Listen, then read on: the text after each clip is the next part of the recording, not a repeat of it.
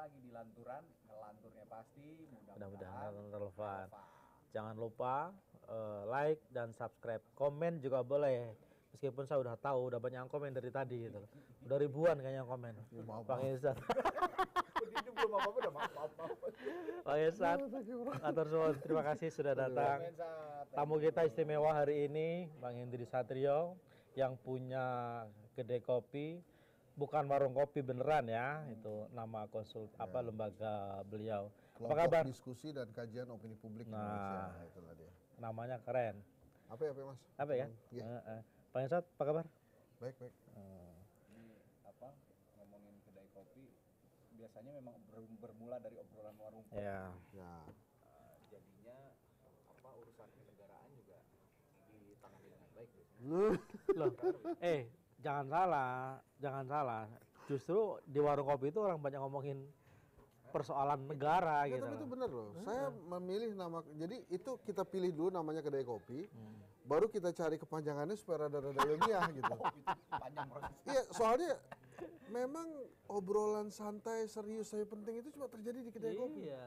Dan biasanya nggak ada yang marah-marah. Cocok sama lanturan sebenarnya. Iya, cocok sama lanturan. Collab berarti. Sebenarnya ini kompetitor loh.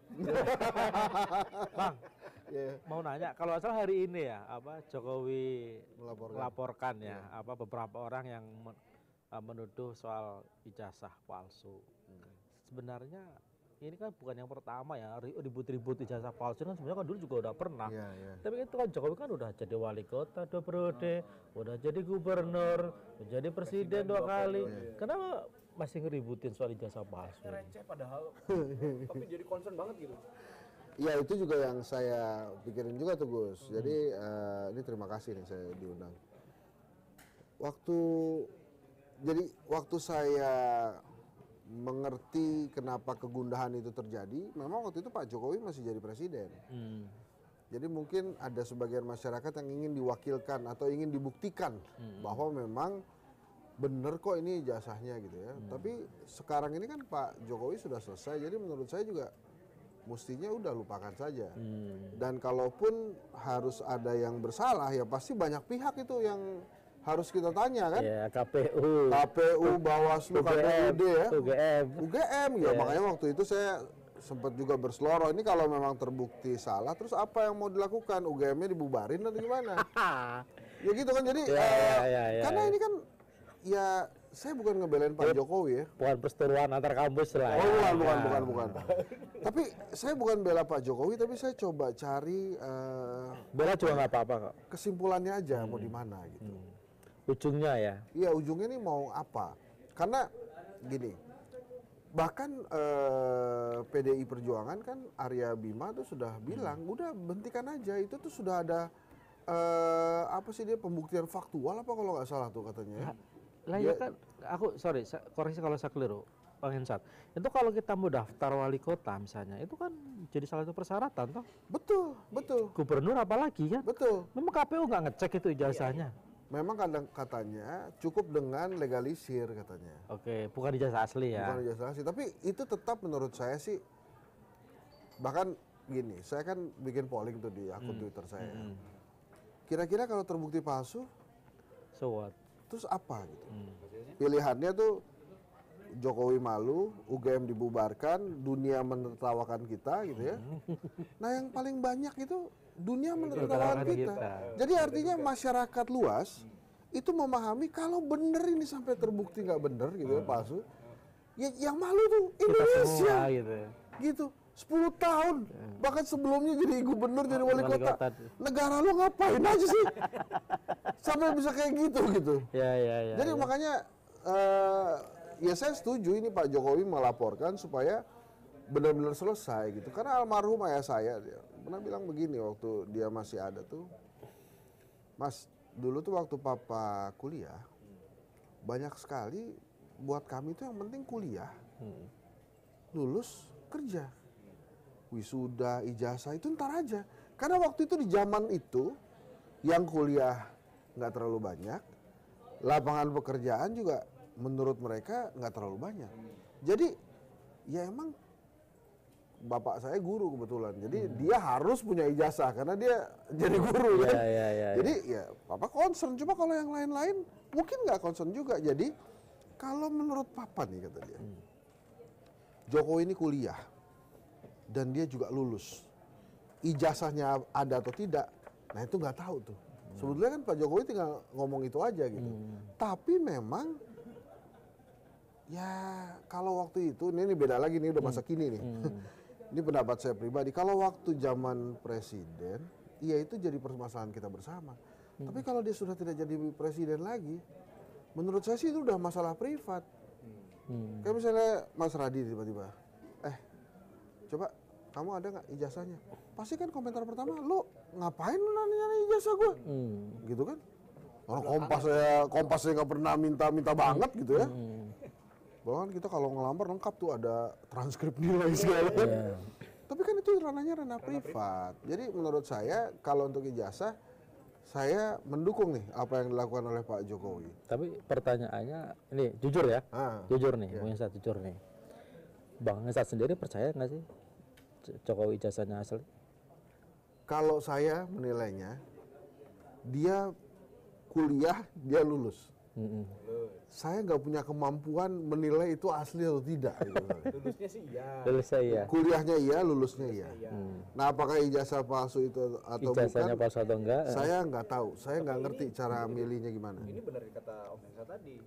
Jadi masalah besar karena kalau kredibilitas negara juga kan. Kalau tadi dunia menertawakan kita, ya punya presiden. Kalau memang itu betul, ijazahnya palsu ya akan menertawakan. Makanya sekarang dilegitimasi sama itu mesti dibawa ke pengadilan itu kan, KPU, Bawaslu, semuanya. itu mesti dihadirkan di pengadilan. Padahal saya suzonnya gini loh, Om, sebelumnya tuh ini kan cuma Pak Jokowi aja cari exposure kayak.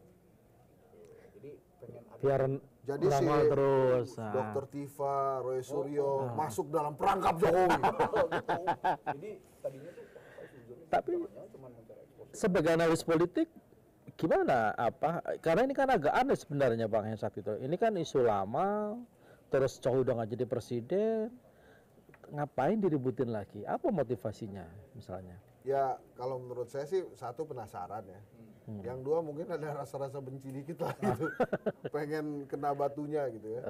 Jadi kalau menurut saya sih isu ijazah ini memang harus dibedakan dengan isu-isu lainnya gitu. Dan benar kalau kita terus-menerus membicarakan Jokowi ya namanya ada terus kan. Iya, muncul terus kan. Ya. Makanya gini loh, pertanyaan sederhana aku kan gini sebagai orang awam ya, daripada mempersoalkan ijazah yang tidak substansial dalam konteks Jokowi hari ini, misalnya sebagai orang sudah tidak lagi menjabat, kenapa nggak tidak dipersoalkan misalnya program atau proyek-proyek dia ketika dia menjabat misalnya, soal IKN, soal infrastruktur misalnya. Itu lebih penting karena banyak juga yang udah jadi bangkrut tuh katanya ya. Lah ya. Kesulitan uang. Jadi menurut saya memang alih-alih piece of paper ini, mendingan kita bertanya tentang tujuan-tujuan yang waktu itu.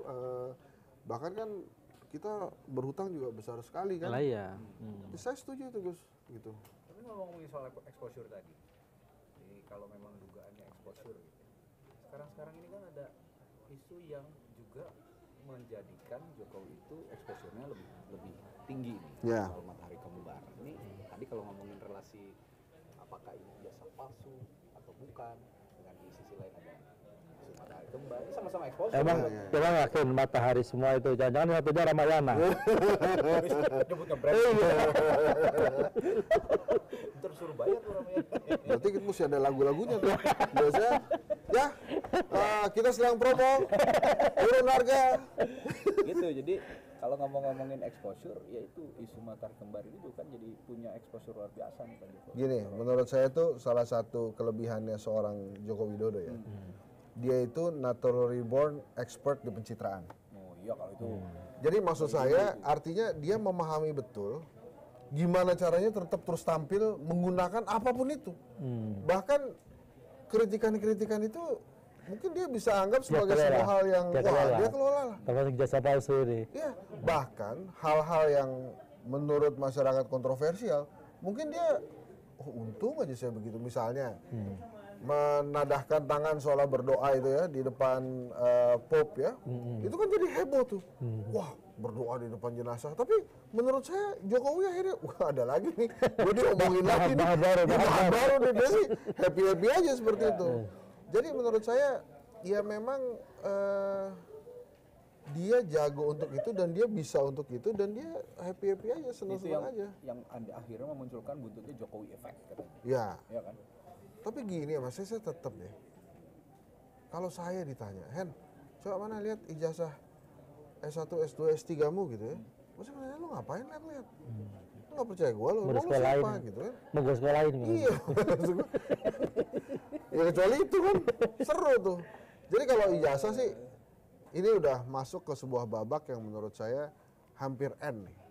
Hampir N. Jadi ya silakan saya, bahkan sekarang menurut saya bagaimana si pengadilan ini bisa membuktikan hal-hal lain. Misalnya, kalau memang ternyata ijazah itu memang tidak asli, ya. Atau misalnya ada legitimasi yang salah kan, legalisir yang salah gitu ya. Nah itu ya Bawaslu, KPU, KPUD itu harusnya ditanya semua. Dan mungkin akhirnya bisa mengubah aturan-aturan tentang KPU dan pemilihan umum itu juga gitu.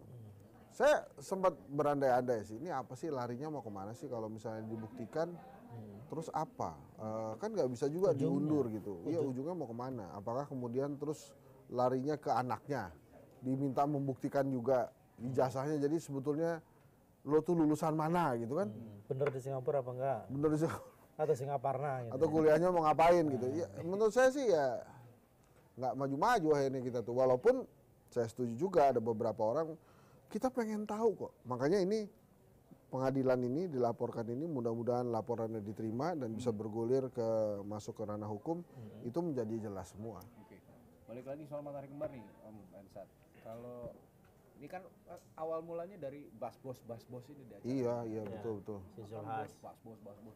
Tapi dari satu menteri itu masih bisa dimaklumi kalau memang bidang Iya, banyak ya. menteri. Iya. Tapi di luar yang diekspos sama publik itu juga di belakang ngomongnya bos Iya, gitu. benar. Teman-teman saya di KSP juga banyak yang bilang gitu. Masih banyak yang bilang tuh bos.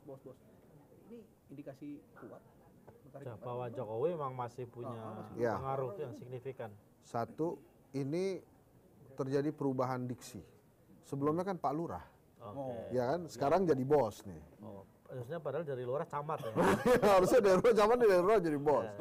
Kemudian yang kedua, Pak Prabowo sih berusaha menjawab isu matahari kembar itu. Dia kirim maksud saya dia kirim Pak Jokowi jadi utusan itu kan dia ingin mengatakan bahwa nggak ada nih matahari kembar, yang ada matahari dan utusan, gitu kan misalnya. Tapi memang suka atau tidak suka, Pak Prabowo harus menghadapi kenyataan bahwa ada menteri-menterinya yang masih menganggap Pak Jokowi adalah atasan. Jadi itu nggak bisa tutup mata juga Pak Prabowo gitu.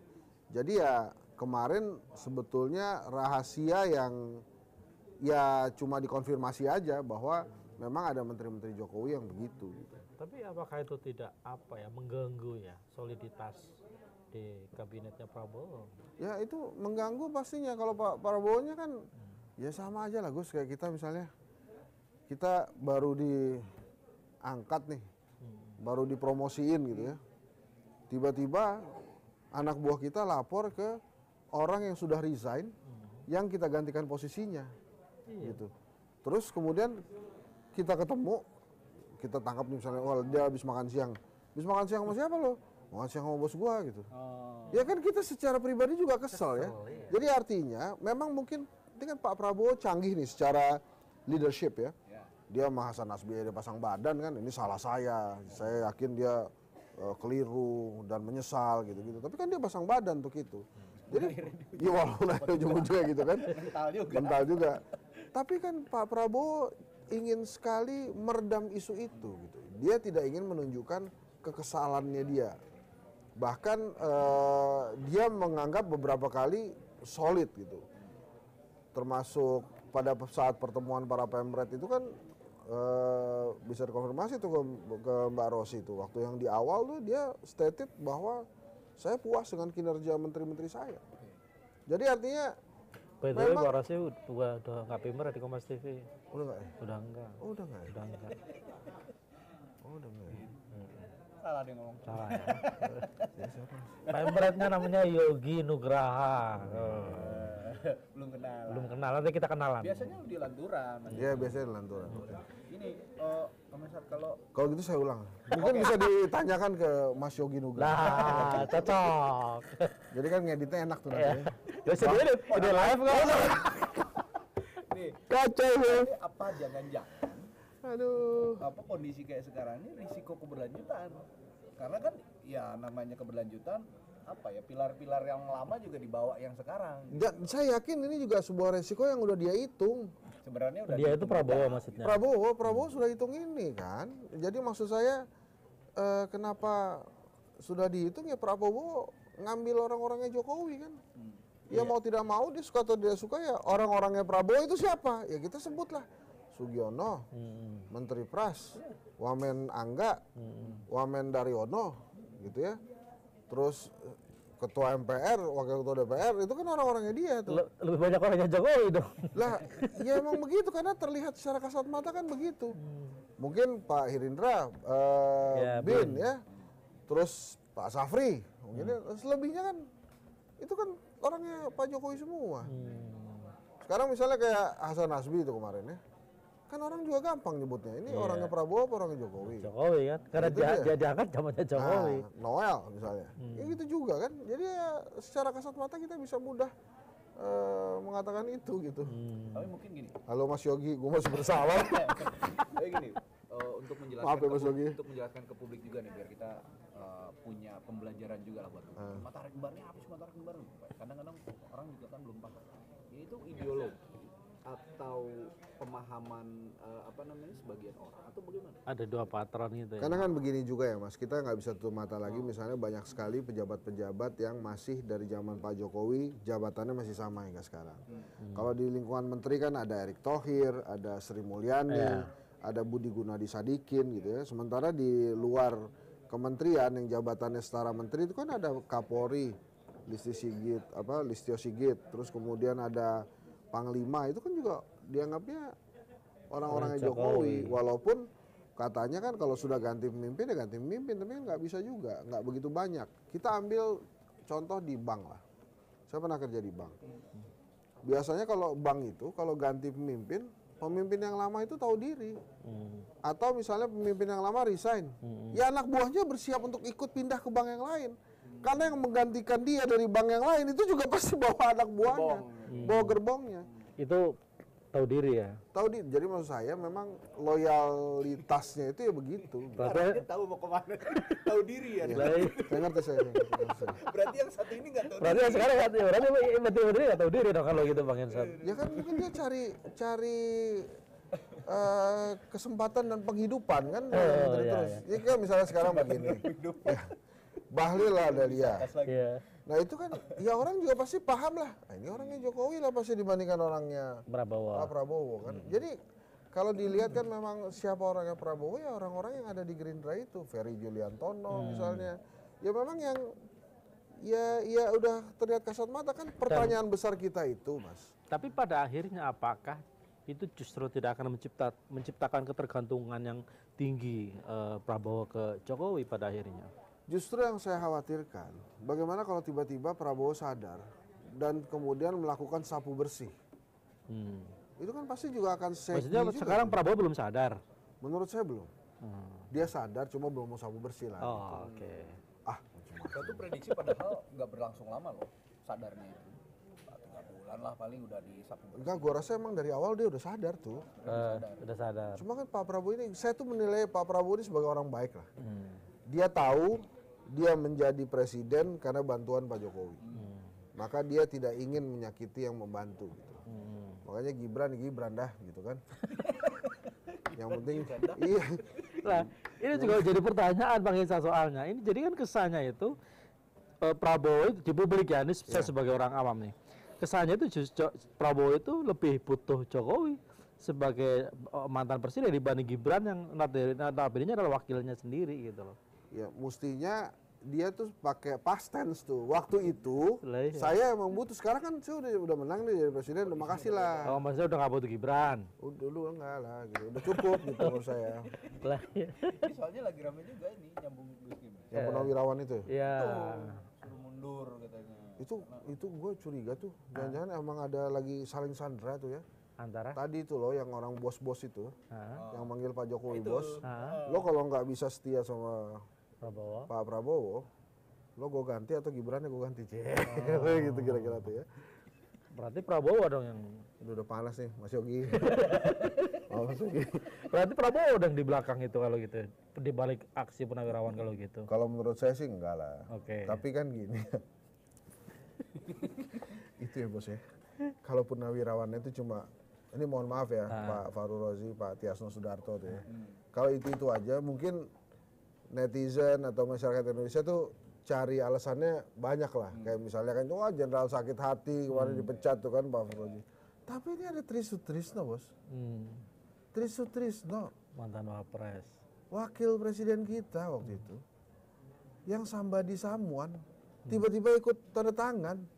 Berarti kan memang ada something kan. Something apa? Pengundisian. Bukan pengkondisian, ini ada sebuah something lah, udah lu jadi perjelas. Dan kemudian abis itu kan Pak Wiranto coba Ya. menjelaskan Sebagai ini. Dan gak clear kan Terbata-bata, penjelasannya. iya, makanya. Terbata-bata dan bersayap menurutku Betul, kan. betul. Nggak Karena kan harusnya penjelasannya kan clear. Maksud saya clear itu misalnya Prabowo, Gibran adalah satu paket dan terpilih secara konstitusional. Ya. Artinya upaya-upaya untuk memakzulkan salah satu dari pasangan ini tanpa alasannya jelas dan diperlukan undang-undang adalah inkonstitusional. Kan clear harusnya. Iya, tapi dia ngasih jalan. Ngasih jalan malah itu kan apa presiden itu kan kewenangannya terbatas. Ada Kan yudikatif, legislatif, eksekutif. kesannya kalau dia nggak terbatas berarti Bisa. nah kan Jadi gitu. dia justru itu penjelasan Pak Wiranto itu memberikan jalan, Beri ruang. solusi. Lo kalau mau caranya begini nih, Buat di sini. lewat legislatif. Eh. Dan orang-orang langsung ingat tuh, oh iya nih, legislatif ya. Ini berarti- Gibran siapa di legislatif? Maksudnya Pak Isat ingin ngomong nih Prabowo ngasih jalan. Bukan Wiranto, Oh. memberikan Kan Wiranto masukan. penasehat politik dan keamanannya presiden. Berarti Wiranto Dia dong. bicara atas nama presiden dong. Berarti Wiranto kan yang memberi nasihat nih Wiranto nih. Oh. Wiranto jangan-jangan. Nggak ada maksud saya, kalau dimasukkan ke ranah legislatif, justru Mas Gibran jadi bahaya. Karena dia nggak punya pegangan politik kan. Mau siapa? Karena ada PSI nggak ada di parlemen. Golkar Golkar misalnya. kan yang ngusung Bahlil. Golkar. Misalnya Bahlil, oh ya kita keluar dari koalisinya Prabowo ya. Main kalau Langsung munaslup bos. Diganti langsung Pak Bahlil. main lah, kita tahu lah. Golkar Pasti ini kan langsung dengan segala hormat Pak Jokowi. Maaf, ini segala gitu lah. Iya. Tapi memang di undang-undang itu sulit, kecuali memang ada pelanggaran berat. Ya. Pelanggaran berat di undang-undang dasar itu kalau saya tidak salah itu salah satunya adalah pengkhianatan. Nah, saya nggak tahu tuh yang lain-lain, pembunuhan, korupsi, penggunaan obat terlarang itu termasuk berat nggak? Tapi ya Obat terlarang itu maksudnya narkoba. narkoba. Jadi ya kita lihat nih nantinya. Tapi kalau menurut saya karena Purnawirawan TNI ini yang menyampaikan itu Jenderal Jenderal semua Laksamana loh. Lah iya. Marsekal. Petinggi-petinggi semua. kan. Petinggi-petinggi. Jadi artinya saya yakin nggak asal bunyi. Iya, ini bukan kaleng-kaleng kan. Tapi yang lucu, si Mas yang satu ini Mas Wapres ini jadi rajin konten. Di YouTube. Itu menariknya. Lah itu kan memang menurut saya ya. Satu, dia membuktikan bahwa dia punya kualitas. Ya. Berarti selama ini enggak. Ya dia membuktikan kalau dia punya kualitas. Selama ini mungkin tidak terlihat. Jadi dia monolog tuh. Monolog. Atau dia Jadi begini. nggak ada yang nanya ngomong sendiri gitu ya. Dia sebetulnya dia berdialog Oh. dengan krunya. Kalau soalnya kalau di publik malas Iya. Atau bisa Sama saja ibu-ibu gitu. itu bentuk cara dia untuk membuat dia mungkin punya keinginan untuk berdialog dengan Pak Prabowo. Cuma mungkin waktunya Pak Prabowo nggak ada. Jadi dia menyampaikan monolog dengan harapan Pak Prabowo nonton, kemudian ngajak ngomong. Iya. Apa Mas Gibran? Kira-kira solusi untuk apa bonus demografi itu? Dulu kan mungkin ya saya menduga doang nih. Dulu kan cari perhatiannya ada lapor. Lapor Mas Wapres. Ya. Oh itu nggak maksud jalan. itu cari perhatian ya? Ya nggak tahu. Nggak tahu, ini kan udah. Saya pikir Kompas merasa itu cari perhatian enggak ya? Ini kan pribadi, bukan Mas Yogi. Nah sekarang Enggak maksud dengan gue cari temen yang salah nih. Jago doang. konten. Tapi memang nggak diajak ngobrol itu, ya nggak sih? Kan kita jarang sekali melihat Pak Prabowo bersama Mas Gibran ya. Itu dia. Waktu Sarasian ekonomi nggak ada, seingat saya. Waktu kemarin town hall dan antara juga nggak ada kan, antara yang BUMN. Jadi memang Mas Wapres ini diberikan tempat sendiri gitu. Tapi menurut gue jabatan paling enak tuh jabatan Wapres, Bos. Maksudnya? Ya Wapres itu kan mewakili ya. Jadi kalau nggak ada instruksi dari presiden ya dia santai-santai di istananya oke lah itu. Tetap punya peluk-peluk tetot-tetot kan gitu. Duh, tapi ini gue nanya nih. Kalau Yang nanya kita bukan ya, itu. tapi boleh lah ini. Misalnya, kan kalau dimakzulkan kan agak repot. Terus tiba-tiba Mas Gibrannya mengundurkan diri.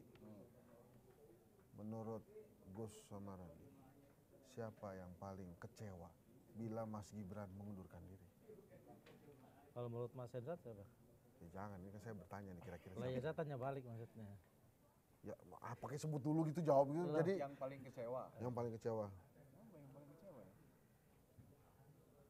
Pak Prabowo sendiri nggak? Enggak kalau menurut saya sih. Jokowi? Enggak lah. Enggak juga. Kalau menurut saya yang paling kecewa itu Anwar Usman. Udah effortnya luar biasa. Iya, gue udah effort nih, gue diomelin orang, gue udah dibully, dipecat, nggak boleh ikut sidang, lo kok mundur? Dia kecewa banget. Iya lah, itu kan integritas dia loh sebagai hakim MK.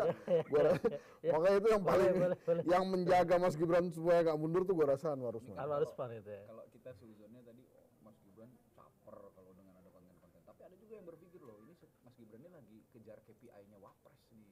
Enggak, gue rasa emang gini lah, kalau dia mau monolog sesuai dengan kapasitas lah. Emang kapasitas? Nggak punya kapasitas. Kapasitasnya nggak nyampe untuk bicara bonus demografi. Kesimpulan gitu. Karena dia tidak Wapres terlalu, loh. iya, tapi dia harusnya justru itu kata Wapres, dia harusnya lebih dalam bicara itu. Gak usah ngotot tuh. Ngomongin Gibran ngotot. Oh enggak. Ini karena saya rasa sayang pada Wapres ya. Iya. Mas Yogi. Aduh, jadi menurut saya dia bicara yang sesuai dengan Kapasitasnya. kapasitas dia sebagai Gen Z. Kapasitasnya apa? Misalnya begini, dia kan Gen Z. Dia juga pengusaha. Jadi dia bicaralah bagaimana misalnya ini saya tahu teman-teman rakyat Indonesia Oh ini Gibran nih misalnya Gibran nih, saudara-saudara sekalian, ekonomi memang lagi susah, lagi sulit. Maka memang kita harus lebih berkreatif nih untuk bisa menghidupi keluarga kita. Caranya gimana ya? Kita mengembangkan usaha kecil, usaha mikro, nggak apa-apa. Mulai caranya misalnya, nah, dia jelasin tuh, dia kan bisa tip tuh. and tricks gitu. Ya, nah itu mungkin orang lebih oke lah. Bermanfaat lah. Tapi dari Tapi tiga, masa sekelas Wapres suruh ngomongin soal tip and trick kan. lo kan boleh dong. Kan tujuannya adalah mensejahterakan rakyat juga. Kan itu kan UMKM penting kan? Ya penting. Ya makanya menurut saya dia nggak perlu bicara yang itu gitu, karena kan gini loh, kan bukan lagi rahasia publik bahwa orang sudah memahami kualitasnya Mas Gibran secara kasat mata ya. Oh, kualitasnya gimana? Ya secara kasat mata belum sampai tuh, gue udah ngomong aja tuh. Jadi jangan lu paksain juga, sehingga begitu dipaksakan akhirnya orang berkomentarnya banyak negatif kan. Kalau saya pribadi saya memuji monolog itu, tapi topiknya jangan itu. Tapi bonus demografi bukannya banyak yang merespon oke juga nih. Ya so what gitu. Kemarin banyak PHK. Terus gimana nih dengan bonus demografi? Tanpa memunculkan solusi, hanya membanggakan bonus demografi. Ya itu kan kayak begini Pak. Kayak misalnya tulisan di Kompas Cetak, opini Kompas Cetak itu dibacain sama dia. Oke. Ya, apa-apa. Bahkan opini Kompas Cetak pun ada solusinya tuh. Kalau sering baca tuh di kolom terakhir biasanya solusi semua tuh. Nah ini kan Tapi nggak gini, ada. Gus, sama Om Jadi lebih usulannya Mas Hensat lebih baik daripada begitu, Mas Gibran lebih baik baca opini koran Kompas gitu aja. Ya boleh begitu. Oh, oke. Jadi dari 3 monolognya itu, yang paling menurut gue bisa diterima makanya nggak viral, pada saat dia ngomongin U17 timnas, timnas 17 itu kan emang bidangnya dia tuh. Terus orang juga mungkin pada saat dia mikirin U17, Toel seneng tuh. Maksudnya orang-orang kepikiran, mendingan Toel yang ngomong ya. Gitu. Jadi ya karena itu juga ya udah nggak viral gitu. Bukan saya ngomong loh Mas Gibran loh, bukan saya ngomong. Kita udah ngomongin Mas Gibran habis-habisan, tapi gini loh, kalaupun ada anggapan wah bisa dimakzulkan nih, bisa mundur atau segala macam, tapi kayaknya nggak mungkin karena mengingat tadi teori relativitas dan konektivitas bahwa Prabowo notabene masih butuh Jokowi, bener nggak? Kalau menurut gue sih ya. Jadi Iya gini, kan? kalau tentang Mas Gibran ya, satu terusin monolognya. Iya. Tapi dengan topik yang baca opini Kompas. iya, boleh lah baca Oke. opini Kompas. Tapi tolong yang sesuai. Kemudian yang kedua, Yang sesuai apa? yang sesuai dengan kapasitas. Kapasitasnya apa? Kapasitas dia yang lebih mantap itulah. Aduh, Kualitasnya dia lah, kualitasnya dia. Iya, ya. iya, iya. Bicara tentang hal-hal yang mendekat dengan dia. Iya. Dia bisa loh bicara bagaimana menjadi wali kota yang sukses Ya. karir politiknya. Nah, bisa. Bisa tuh dia bicara seperti itu. Syaratnya Bapak lo harus jadi presiden dulu. Nah, itu kan artinya pintar milih bapak gitu iya. aja kan. Ya udah. Nah, terus tadi apa tadi pertanyaannya? itu akan akan sulit terwujud karena Jokowi Gibran. karena Prabowo masih butuh Jokowi. Kalau menurut gue bukan butuh bahasanya, tapi rasa terima kasihnya Pak Prabowo kepada Pak Jokowi. Sampai kapan mau berterima kasih? Dia kan berterima kasih terus-menerus karena dia tidak akan melupakan jasa-jasa yang membantu dia, tapi mungkin caranya berbeda. Oke. Kan kenikmatan itu kan nggak harus selalu ditambah kenikmatan kemudian keadaan menjadi lebih oke kan. Kenikmatannya tidak perlu dicabut aja. Misalnya nih, kan banyak hal ya pada pemerintahan Pak Jokowi yang sulit sekali diselesaikan oleh pemerintahan Pak Prabowo. IKN gitu misalnya kan. Iya, mantep Netizen tuh udah mulai bilang kalau IKN itu ibu kota nyerah gitu kan. Pak Bas nggak magabut kayaknya sekarang. Pak Bas nggak magabut, nggak Nah, gaji dia udah antara mulai nyerah apa enggak. Ibu kota nyerah. Dia bilang ikan ibu kota nyerah. Itu bukan gue yang ngomong, banyak orang. Oh iya. Tapi gini, apa? Ini tayang nggak sih ini kira bahaya juga. Itu IKN kan udah banyak tikus tuh katanya. Itu bisa begitu ya, banyak tikus. Tapi yang menarik dari IKN tau nggak? Apa? Setiap kali libur panjang itu pasti ada berita IKN. Jadi destinasi wisata. Oh gitu ya. Jangan-jangan itu aja lah ya Raja ya. Jadi lokasi wisata gitu. Iya jadi lokasi wisata. Saya sempat nanya juga tuh kira-kira IKN jadi nggak kira-kira ya? Apa kita bahas IKN aja ya? Tapi gini, kalau ngomongin exposure Gibran lewat konten-konten tadi, ada intensi buat periode selanjutnya nggak kira-kira 2029? Buat Gibran. Ada dong. Ada dong. intensi. Pasti Dengan dia ini kapasitasnya dong. yang tadi itu. Oh iya dong. Bisa di-upgrade tapi ya?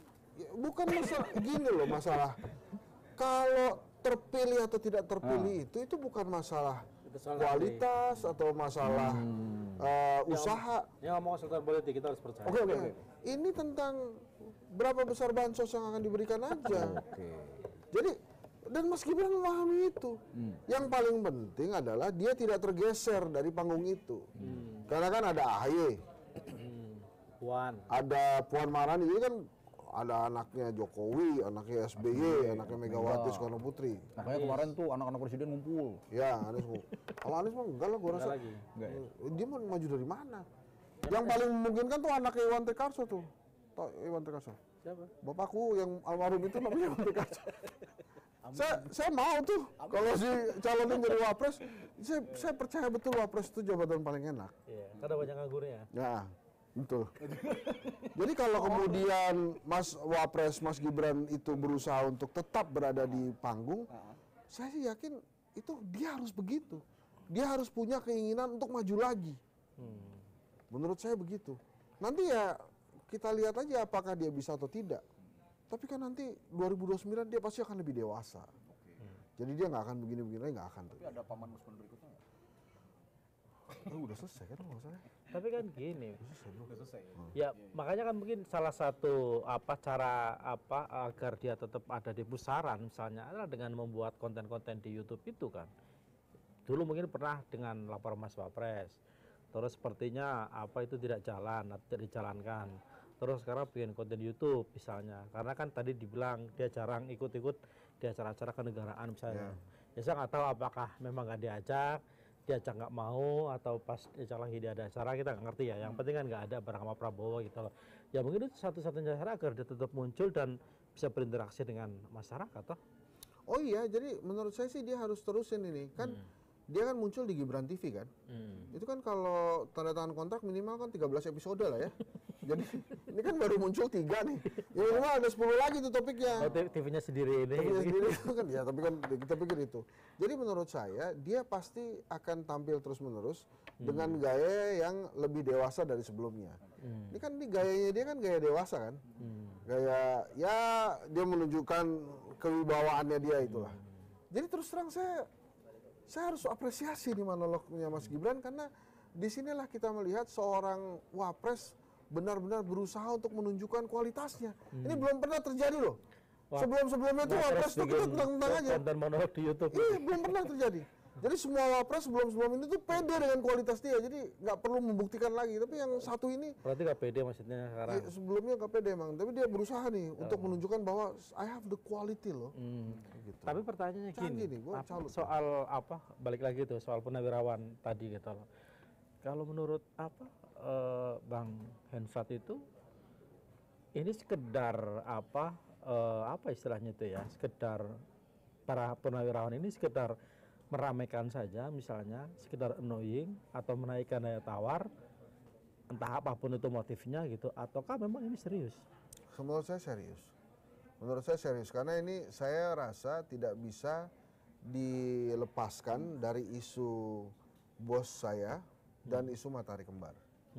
Jadi ini seperti ada, tadi kan saya udah sempat bilang tuh, saya curiga bahwa ini ada bergaining juga gitu. Jadi kalau orang-orangnya Jokowi yang masih berada di kabinet ini tidak bisa setia dan loyal kepada Pak Prabowo, maka bisa jadi Gibran dilengsarkan. Supaya apa? Supaya lepas semua kan. Kan kalau Gibran selesai, ini juga selesai juga menteri-menterinya gitu. Jadi menurut saya dan pada saat ya kalau kita lihat interview para purnawirawan itu, nampaknya memang yang mereka jadikan cantolan itu adalah keberlanjutan negara. Saya lupa, kalau nggak salah Sutioso deh, yang mengatakan bahwa kalau memang terjadi Pak Prabowo, ya amit-amit ya, berhalangan tetap, maka yang mimpin siapa? Sementara yang mimpin ini dianggap belum punya kualitas yang mumpuni. So artinya sangat mungkin kan bapaknya ikut campur juga di situ. Dan ya banyak hal bisa terjadi setelah itu. Jadi kalau para purnawirawan ini kan mereka sudah sangat senior ya. Jadi saya beranggapan bahwa mereka sudah selesai juga dengan dirinya sendiri gitu. Jadi pada saat itu dia serius gitu. Dan kemudian kenapa saya percaya serius? Itu ada bantahan dari Persatuan Purnawirawan. AD, AU, AM bahwa itu tidak mewakili organisasi.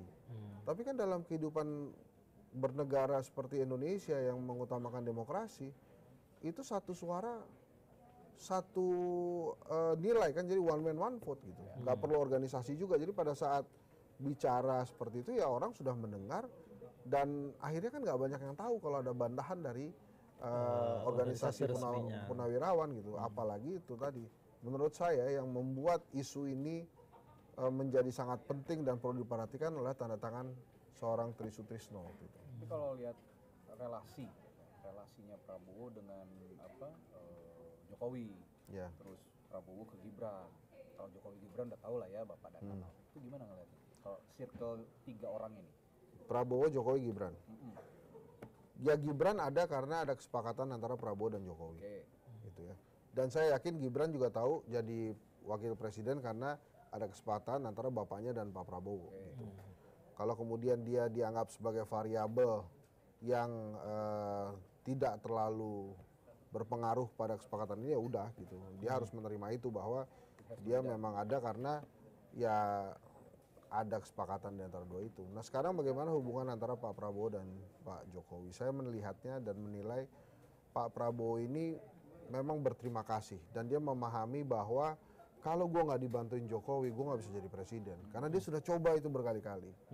Dia sudah coba itu berkali-kali. Makanya banyak orang berpendapat kan kalau Prabowo bersama Gibran misalnya, atau Prabowo bersama Ganjar, mungkin hasilnya berbeda pada saat kecuali Jokowi Gibran dukung bersama yang lain. Iya, kecuali Gibran bersama yang lain, kecuali Jokowi dukung. Kan waktu itu kan Pak Jokowi nampaknya ingin sekali kalau kita mundur ke sana kan bukan Ganjar kan, dia pengen dirinya sendiri kan maju kan. Oh, 3 3 periode periode itu. ya. Karena memang tidak bisa, akhirnya dia menyiapkan orang-orang yang memang dia bisa kontrol dan dia bisa percaya Jadi gitu. ujung-ujungnya sama-sama 3 periode dong. Nah, kan bisa Ketemu gitu. lagi di lanturan edisi berikutnya. Baru mau dijawab langsung digantung. Emang enak.